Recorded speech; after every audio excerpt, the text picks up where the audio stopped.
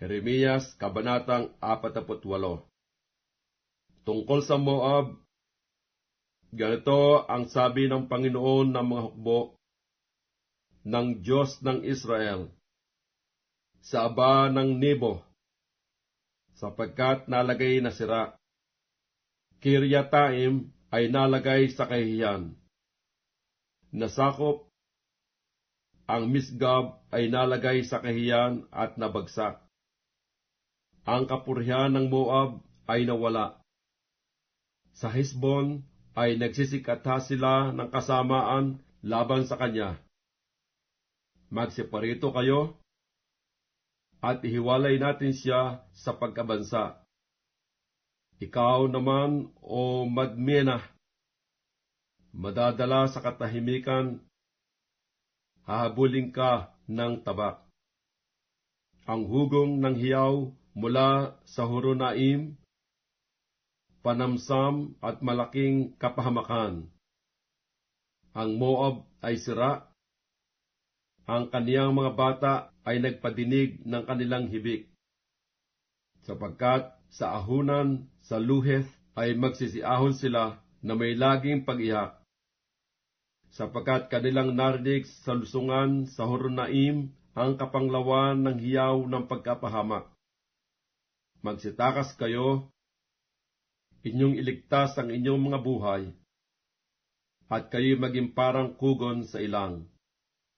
Sapagkat yamang ikaw ay tumiwala sa iyong mga gawa at sa iyong mga kayamanan, ikaw man ay makukuha, at si Chemos ay papasok sa pagkabihag. Ang kanyang mga saserdote at ang kanyang mga prinsipe na magkakasama. At ang manglilipol ay darating sa bawat bayan, at walang bayan na makatatanan. Ang libis naman ay mawawala, at ang kapatagan ay masisira, gaya ng sinalita ng Panginoon. Mangagbigay kayo ng mga pakpak sa Moab, upang siya'y makalabas, at ang kanyang mga bayan ay masisira, na walang sinumang tatahan doon. Sumpain nawa siya na gumagawa na walang bahala sa gawain ng Panginoon, at sumpain siya na nag-uurong ng kanyang tabak sa dugo. Ang Moab natiwasay mula sa kanyang kabataan, at siya'y nagpahinga sa kanyang mga latak, at hindi napagsalinsalin sa sisidlan at sisidlan. O pumasok man siya sa pagkabihag, kaya't ang kanyang lasa ay nananatili sa kanya, at ang kanyang bango ay hindi nababago. Kaya't narito, ang mga karawan ay dumarating, sabi ng Panginoon, na aking susuguin sa kanila ang mga mangbubuhos, at ibubuhos nila, at kanilang tutuyuin ang kanyang mga sisidlan, at babasagin ang kanilang mga sisidlang lupa. At ang Moab ay mapapahiya dahil kay Chemos, gaya ng sangbahayan ni Israel na napahiya dahil sa Bethel na kanyang tiwala. Bakit ninyo sinasabi, kami ay mga makapangyarihang lalaki, at mga matapang na lalaki na mandidigma? Ang Moab ay nalalagay na sira, at ang kanyang mga bayan ay mga sinampa, at ang kanyang mga piling binata ay nagsibaba sa patayan. Sabi ng hari, na ang pangalan ay Panginoon ng mga hukbo. Ang kasakunaan ng Moab ay malapit nang darating, at ang kanyang pagdadalamhati ay nagmamadali. Kayong lahat na nangasa palibot niya, panaghuyan ninyo siya, at ninyong lahat na nakakakilala ng kanyang pangalan. Inyong sabihin, bakit ang matibay na tukod ay nabali? Ang magandang tungkod, o ikaw na anak na babae na tumatahan sa Dibon, Buwaba ka na mula sa iyong kalwalatian at umupo kang uhaw, sapagkat ang manglilipol ng Moab ay sumampa laban sa iyo. Kanyang giniba ang iyong mga katibayan. O nananahan sa Aroer, tumayo ka sa tabi ng daan at manubo ka.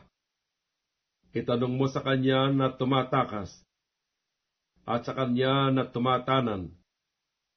Iyong sabihin, ano ang nangyari? Ang Moab ay nalagay sa kahiyan sapagkat nagiba. Kayo ay magsitangis at magsihiyaw. Saysayin ninyo sa Arnon na ang Moab ay nasira. At ang kahatulan ay dumating sa lupaing patag sa Holon, at sa Jaza, at sa Mispath, at sa Dibon, at sa Nebo, at sa Beth Dibalataim, at sa Kiryataim, at sa Beth Gamul, at sa Beth Mion, at sa Keriot, at sa Bosra, at sa lahat ng bayan ng lupain ng Moab, malayo o malapit. Ang sungay ng Moab ay nahiwalay, at ang kaniyang bisig ay nabali, sabi ng Panginoon. Languhin ninyo siya, sapagkat siya'y nagmalaki laban sa Panginoon, at ang Moab ay gugumon sa kanyang suka, at siya man ay magiging kakutyaan. Sapagkat hindi baga naging kakutyaan ng Israel sa iyo? Hindi baga siya nasumpungan sa gitna ng mga magnanakaw? Sapagkat kung paanong kadalas sinasalita mo siya, gayon nag-uuga ka ng ulo. O kayong mga nananahan sa Moab, inyong iwan ang mga bayan at kayo magsitahan sa malaking bato, at maging gaya ng kalapati na nagpupugad sa mga tabi ng bunganga ng guwang. Aming nabalitaan ang kapalaluan ng Moab, na siya'y totoong palalo, ang kanyang pagmamataas, at ang kanyang pagpapalalo, at ang kanyang kahambugan, at ang pagmamatigas ng kanyang puso. Talastas ko, ang kanyang puot ay walang mangyayari, sabi ng Panginoon. Ang kaniyang paghahambog ay walang nangyari. Kaya't aking tatangisan ang Moab, oo, ako'y hihiyaw dahil sa buong Moab. Dahil sa mga tao ng Kirheres ay nagsisitangis sila. Tatangis ako ng higit kaysa pagtangis ng Haser dahil sa iyo, o puno ng ubas ng Sibma. Ang iyong mga sanga ay nagsisidaan ng dagat, nagsisiabot hanggang sa dagat ng Hazer. Sa iyong mga bungang tag-init at sa iyong ani ay dumaluhong ang manglilipol. At ang kasayahan at kagalakan ay naalis sa mainam na bukid at sa lupain ng Moab. At aking pinatigil ang alak sa mga alilisan. Walang yayapak na may hiyawan. Ang paghihiyawan ay hindi magiging paghihiyawan. Mula sa hiniyawan ng Hesbon hanggang sa Eliali, hanggang sa Hajaz ay naglakas sila ng kanilang tinig. Mula sa Soar hanggang sa Horonaim, sa Eglat Silisia, sapagkat ang tubig ng Nimriman ay masisira. Bukod dito ay aking papaglikatin sa Moab, sabi ng Panginoon, ang naghahandog sa matataas na dako at nagsusunog ng kamangyan sa kaniyang mga Diyos. Kaya't ang aking puso ay tumutunog na gaya ng pluta dahil sa Moab, at ang aking puso ay tumutunog na gaya ng pluta dahil sa mga lalaki sa Kirheres.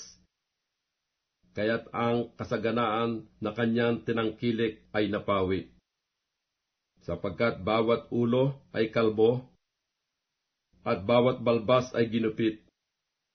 Sa lahat ng mga kamay ay may mga kudlit, at sa mga baywang ay may kayong magaspang. Sa lahat ng mga bubungan ng Moab at sa mga lansangan niyaon ay may panaghoy saan man. Sapagkat aking binasag ang Moab na parang sisidlan na di kinalulugdan, sabi ng Panginoon. Ano't nabagsak, ano't tumatangis, ano't ang Moab ay tumalikod na may kahiyan, gayon magiging kakutyaan at kapang lupaypayan ang Moab sa lahat na nangasa palibot niya. Sapagkat ganito ang sabi ng Panginoon, narito, siya'y lilipad na parang agila, at magbubuka ng kanyang mga pakpak laban sa Moab.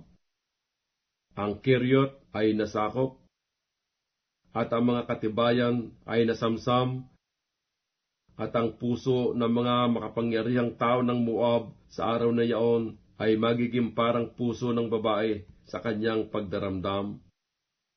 Ang Moab ay masisira sa pagiging bayan, sapagkat siya'y nagmalaki laban sa Panginoon. Pagkatakot, at hukay, at silo ay isa sa iyo, o nananahan sa Moab, sabi ng Panginoon. Siyang tumatakas sa pagkatakot ay mahuhulog sa hukay, at siyang umahon sa hukay ay mahuhuli ng silo, sapagkat dadaling ko sa kanya sa Moab ang taon ng pagdalaw sa kanya, sabi ng Panginoon. Silang nagsisitakas ay nagsisitayong walang lakas sa ilalim ng Hesbon, sapagkat ang apoy ay lumalabas sa Hesbon, at ang alab mula sa gitna ng Sihon, at pinugnaw ang tagiliran ng Moab, at ang bao ng ulo ng mga manggugulo. Sa aba mo, O Moab, ang bayan ni Chemos ay nawala, sapagkat ang iyong mga anak na lalaki ay nadalang bihag, at ang iyong mga anak na babae ay nasok sa pagkabihag. Gayon may ibabalik uli ang Moab na mula sa pagkabihag sa mga huling araw. Sabi ng Panginoon, hanggang dito ang kahatulan sa Moab.